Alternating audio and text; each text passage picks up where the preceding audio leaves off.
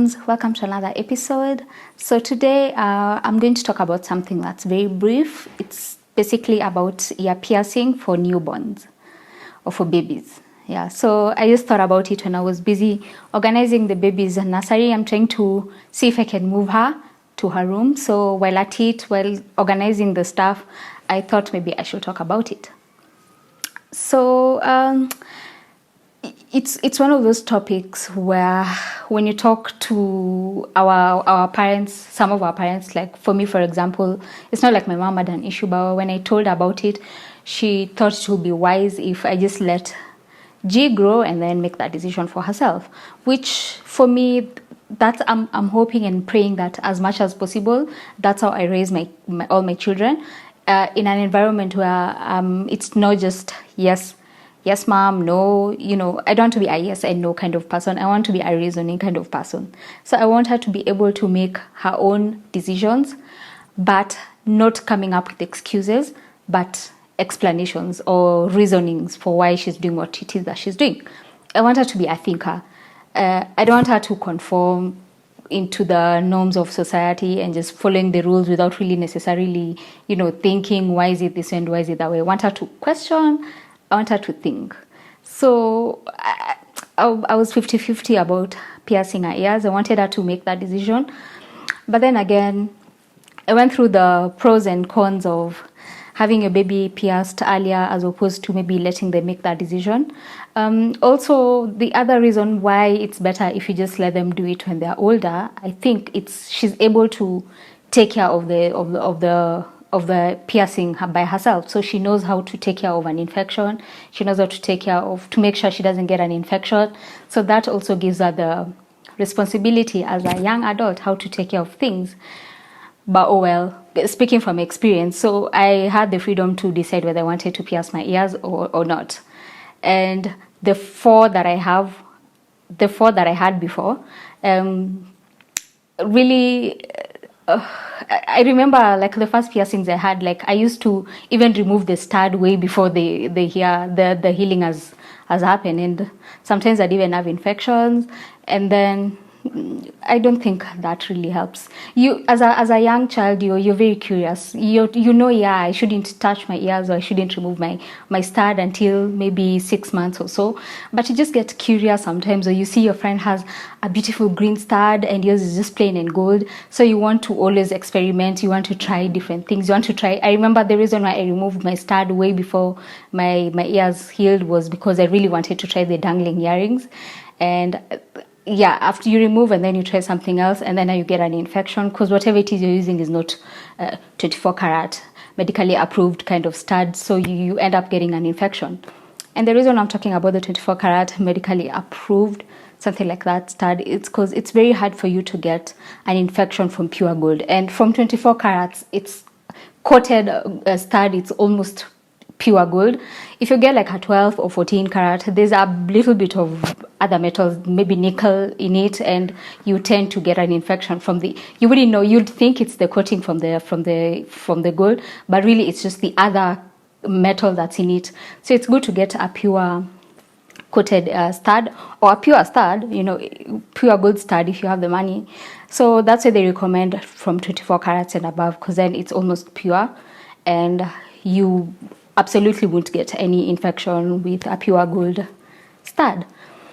So back to reasons why I pierced my baby's ears. So I had to read about it first, and also like just talking to other moms, and really no one has ever had an issue with piercing their baby's ears early. And there are so many things or so many reasons why people choose to do that. It's not just a cultural thing or beauty and all that. It's also when you pierce your baby the first few months after birth, first of all, at least it coincides with the vaccination period. It's not like the chances of you again getting a tetanus infection from a ear piercing is almost zero, but just for the peace of mind. So the earlier days after the vaccination or during the vaccination, it's better that way.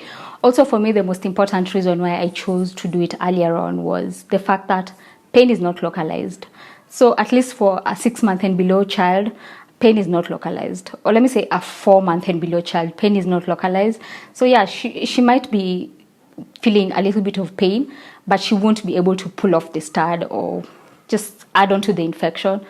That for me, I think that's what just gave me the motisha to want to do it, because I was just fearing for the pain. Like, what if she starts feeling painful? I don't know if she's feeling painful or not, and then she pulls the stud and it's bleeding and it's all messy.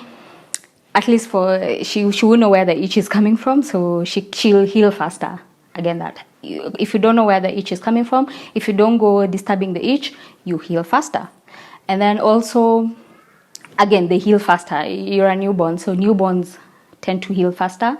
And also having an adult, now me as the mom, monitoring the piercing and taking care of it, making sure I disinfect it as regularly as I should, that is also good. I don't remember, honestly, I don't remember, maybe once or twice, but I don't remember disinfecting my piercings, the 4 of them that I have. Right now I have 6, but the 4 that I had earlier, I don't remember ever taking care of them the way I should have. You know, you're a child, I mean.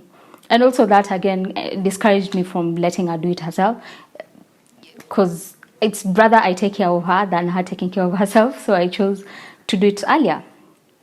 And then, other than the reasons why you would opt for letting your baby piercing happen when they are baby, there are also, you need to also consider the safety of the child, cleanliness, hygiene, and all that. So for me, I asked around and did my research, talked to the nurses at the baby's pediatrician, and there were 3 places that I narrowed it down to. So the first place, which was recommended by the pediatrician and everyone else in the pediatrician's office, was Good Life.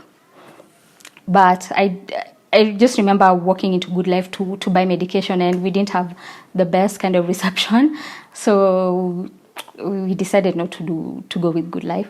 And then a friend of mine has very good information on MPSHA. So she had her daughter's ears pierced at MPSHA, and she gave me all the details, and it's just so amazing, where you work with an ENT. It's not just walking in and having your baby pierced. You work with an ENT. They get to measure your baby's earlobe and do all these things before finally piercing your baby. And I feel like that's baby care. Like, that's really amazing. The reason why I didn't go for the MPSHA one and opted to go for this last option, which is Yaya Chemist. So they have a guy called Joshua who does in-house calls. So the reason why I obviously would have gone for MPSHA, but I just wanted someone to come in and do the piercing from the house. The first few months I was really skeptical about leaving the house. So I called Joshua and he came and did the piercing, and it was amazing. And he's done so many other people's piercing, have been recommended by so many other people, and I trusted him. And anyway, it was a good experience. I can't complain. So what he does the whole process of numbing and then piercing. But then I wasn't also so sure if the numbing is actually really numb. So what I opted for is, as my baby gets her piercing, I also get an extra piercing, so that I can monitor how my baby feels from my own experience. So mine is a little bit higher, so obviously it's more painful than the earlobe one. And yeah, so I added an extra pair of piercing to just keep track with my daughter's healing, which was amazing. So I did my piercing first. The numbing actually is numbing. I don't remember our time doing the numbing thing. I just remember just being pierced.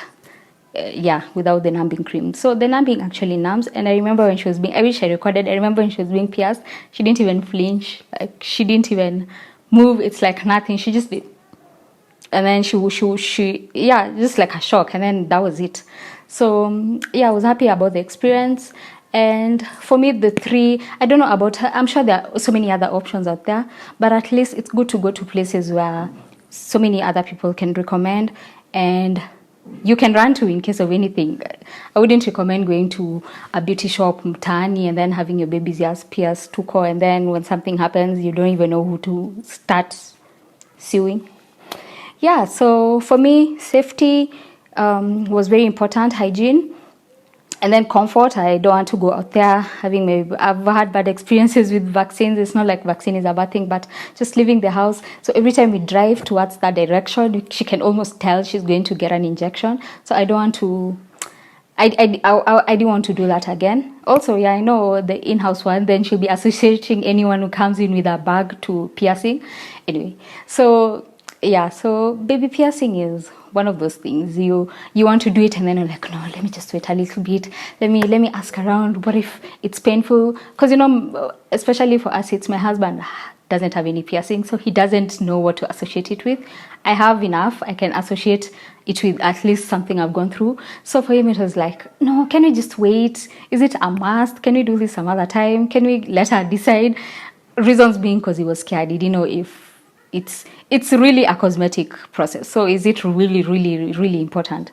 So eventually when he went to work and then I decided to do it and he came back in the evening like, oh, wow, okay.